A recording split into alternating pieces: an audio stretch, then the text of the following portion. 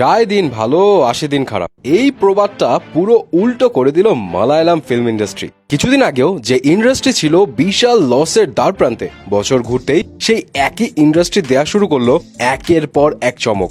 মোহনলাল, পৃথ্বীরাজ, দুলকার সালমান, কৃতি সুরেশ, নয়নতারার মতো এই লিস্টেড অ্যাক্টররা যে ইন্ডাস্ট্রি থেকে বিলং করে, অনেকে জানলে অবাক হবেন যে 2024-এর আগে সেই ইন্ডাস্ট্রিতে 200 কোটি রুপির কোনো বক্স অফিস ইনকাম করা ফিল্মই ছিল না। গত বছর মানে 2023-এ মালায়ালাম ফিল্ম ইন্ডাস্ট্রি খেয়েছিল বিশাল এক ধরা। মালায়ালাম ফিল্মের প্রডিউসার অ্যাসোসিয়েশন থেকে ঘোষণা দেওয়া হয়েছিল যে পুরো ইন্ডাস্ট্রি টোটাল 300 কোটি টাকা লসে আছে। তখন কে জানতো যে পরের বছরই প্রথম 4 মাসে 360 ডিগ্রি টার্ন করে 670 কোটি রুপি ক্রস করবে ইন্ডাস্ট্রি।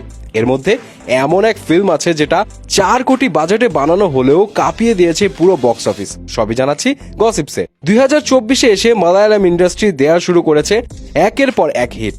জানুয়ারিতে রিলিজ পায় Malayalam film crime thriller Abraham Ozler. মাত্র 6 কোটি রুপি বাজেটের এই ফিল্ম বক্স অফিসে এমন ধুম মাচাবে এটা কেউ ভাবতেও পারেনি। এই movie world wide box office income করেছে বাজেটের 8 গুণেরও বেশি, অ্যারাউন্ড 50 কোটি রুপি। তবে আরো বড় ধামাকা অপেক্ষা করছিল পরের মাসে। মুক্তি পেল মালায়ালাম ফিল্ম প্রেমালু। কোনো বড় স্টার নেই, নায়ক নায়িকা দুইজনই নতুন। মাত্র 4 কোটি বাজেটের একটা রোমান্টিক কমেডি। কেউ আশা করেনি এই ফিল্ম বক্স অফিসে তোলপাড় করে দিবে।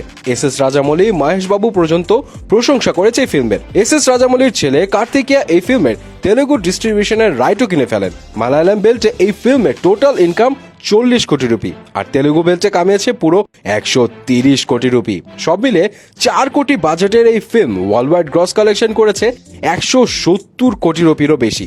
বাজেটের প্রায় 43 গুণ বেশি ইনকাম করে এবছর মালায়ালাম ইন্ডাস্ট্রির প্রথম ব্লকবাস্টার এটি। প্রেমালুর পরই রিলিজ পেয়েছে মঞ্জুমেল বয়েস, আর এই ফিল্মও গড়ে ফেললো ইতিহাস।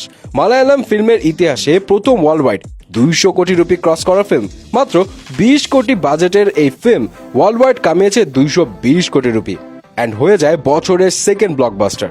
লেজেন্ডারি সাউথ অ্যাক্টর মামুতির হরর থ্রিলার ফিল্ম প্রামায়োগামু ছিল বেশ আলোচনায়। 30 কোটি বাজেটের ফিল্ম বক্স অফিসে ইনকাম করেছিল 58 কোটি 70 লাখ রুপি। এই হিট ফিল্মে মামুতির অ্যাক্টিং নজর কেড়েছিল ফিল্ম লাভারদের।